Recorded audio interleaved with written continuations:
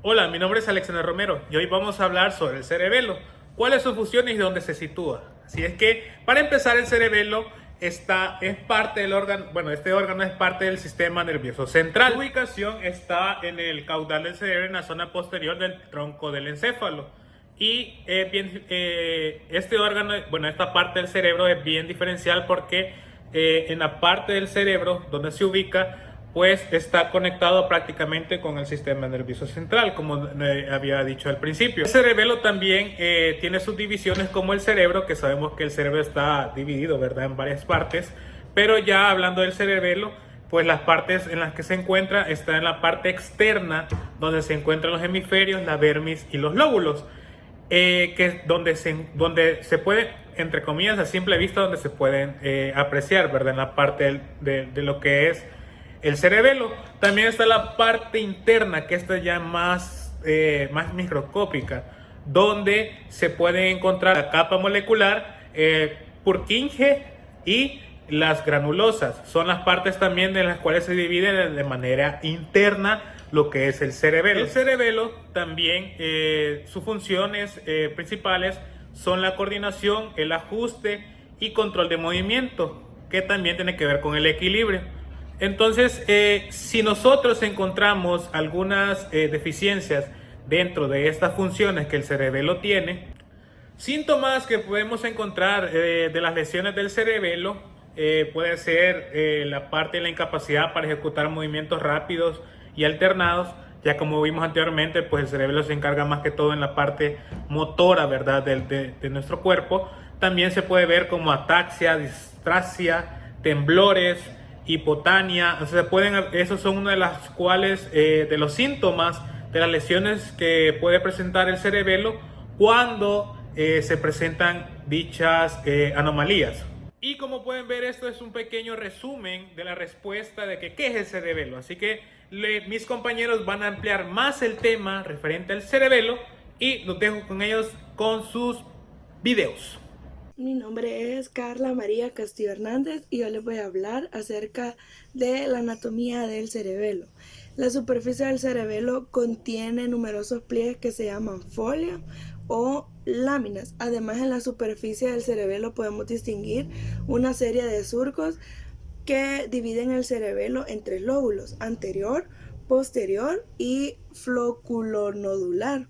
La mayor parte del cerebelo está compuesta por sustancia gris y sustancia blanca. La sustancia gris es la responsable de elaborar las respuestas adecuadas a diferentes estímulos. La sustancia blanca está compuesta principalmente por prolongaciones axónicas con mielina y tiene la función de transportar la información nerviosa. La corteza cerebelosa es una zona del cerebelo repleta de pliegues y solo podemos alcanzar a observar el 15% de la superficie. La corteza del cerebelo está compuesta por tres capas: la capa molecular, la capa de células de Purkinje y la capa granular. Los núcleos profundos del cerebelo son cuatro y son núcleo dentado, núcleo interpuestos, emboliforme y globoso, núcleo fastigio o del techo, también el núcleo pontino. El núcleo dentado, el cerebelo envía el resultado del análisis de la información de la corteza motora sobre el inicio del movimiento. El núcleo interpuesto se encarga del movimiento de brazos y manos y del sistema rinoespinal, también del aprendizaje de nuevos patrones del movimiento. Núcleo fastigio o del techo se ocupa del equilibrio y de funciones automáticas de los movimientos, y el núcleo pontino comunica la corteza frontal, asociaciones y la motora primaria con la zona lateral del cerebelo. Hola doctora, mi nombre es Catherine Stephanie Portillo Belli. Yo le voy a hablar sobre la corteza cerebelosa y sobre la división filogénica o funcional del cerebelo. La corteza cerebelosa es la capa gris que cubre al cerebelo. Está formada o dividida por tres capas: la capa granulosa, la capa de Purkinje y la capa molecular. La granulosa está formada por células granulares con dendritas muy cortas, un axón muy largo que sube hasta acá y se forma una T, que son las fibras paralelas. La célula de Purkinje está formada únicamente por los núcleos de las células de Purkinje, con unas dendritas bastante voluminosas y un axón extremadamente largo. Es muy importante saber que esta es la única vía eferente de la corteza cerebelosa. Luego sigue la capa molecular, que está formada prácticamente por las dendritas de las células de Purkinje, pero también podemos ver las fibras paralelas, células en cesta, células estrelladas y también las dendritas de las células de Golgi, que también están en la capa granulosa, y todas ellas, ¿verdad?, llevan la información a las dendritas de las células de Purkinje. Ella las ordena y saca la información hasta el núcleo del. Sobre la clasificación funcional del cerebelo, se divide en 3 lóbulos. Primero, el arquicerebelo, que es el más antiguo, es este, recibe aferencias directamente del sistema vestibular del oído interno, y su función principal es el equilibrio, mantener equilibrio. Segundo, el paleocerebelo es más moderno que el primero, recibe aferencias directamente de la médula espinal, y su función principal es mantener la postura. Y por último, el neocerebelo es el más moderno, recibe aferencias directamente de la corteza cerebral, y su función principal es la coordinación de los movimientos, es decir, los movimientos voluntarios. Mi nombre es Jacqueline Estefanía Amaya Ramírez y voy a explicar la función del cerebelo. Número 1. Coordina los movimientos precisos y la actividad motora rápida. Por ejemplo, cuando uno quiere hacer algún tipo de movimiento, ya sea escribir o agarrar un objeto, caminar o cualquier tipo de movimiento, es necesario que el cerebelo coordine estos movimientos. Número 2. Regula el tono muscular. Es la contracción parcial, pasiva y continua de los músculos. Ayuda a mantener la postura y se pierde en el sueño. Por ejemplo, si estamos sentados y empezamos a dormir, nos empezamos a cabecear. Es por eso que nosotros perdemos el tono muscular cuando nos dormimos. Número 3. Reflejo postural, mecanismo normal. Se basa en la función que realiza el sistema nervioso central para mantener la postura. O sea, por ejemplo, cuando nos despertamos recuperamos el tono muscular que nos permite adoptar una posición, y después cuando nos levantamos, en cada movimiento que hacemos cambia el tono. Ese es el reflejo postural, de tal manera que nos permite cambiar de posición. Número 4. Función de amortiguamiento. Evita el movimiento pendular. Es lo que evita que nuestros miembros se muevan sin freno.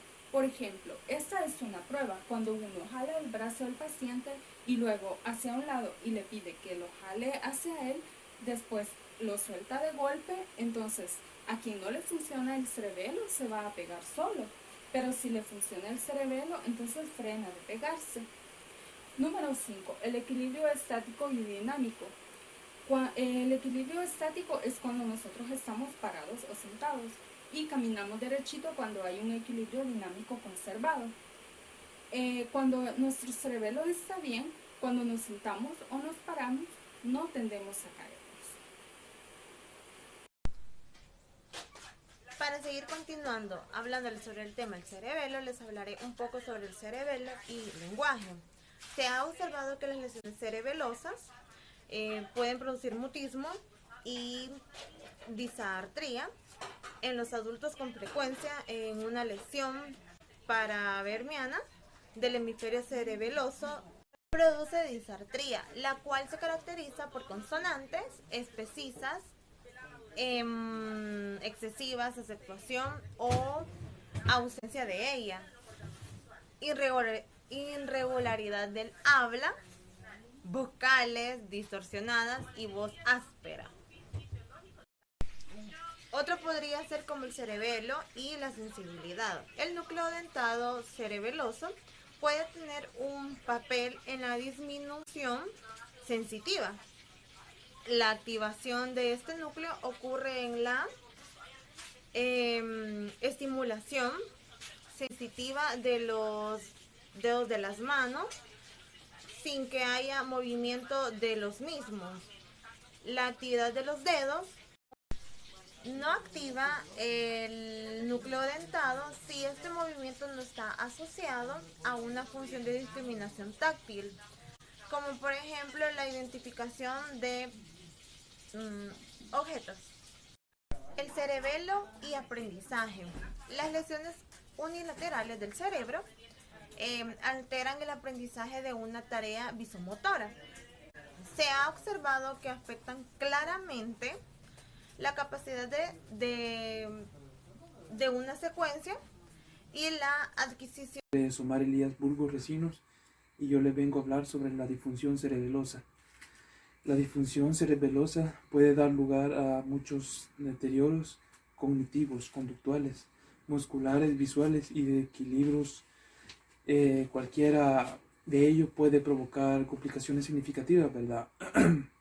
Afectar a la recuperación de lesiones, enfermedades, por ejemplo, la dificultad para tragar, ¿verdad? Lo sería sobre la corea, que es un trastorno de movimientos involuntarios caracterizado por sus contracciones, ¿verdad?, rápidas e imprevistas. Esta afecta principalmente a las extremidades, pero también puede afectar a la cara, al tronquio, ya que en esta parte del cerebelo, que es la principal de darle la función al cerebro, que está por la corteza secundaria de la corteza visual, esta hace que provoque los trastornos y los movimientos de las personas puedan ser inferiores, ¿verdad?, y tenga problemas para moverse, y que empiece a temblar el paciente.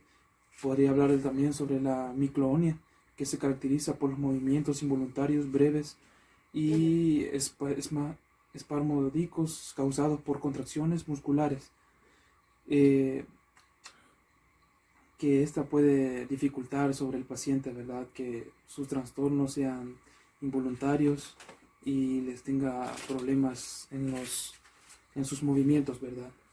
Esto sería todo de mi parte. Muchas gracias por su atención prestada.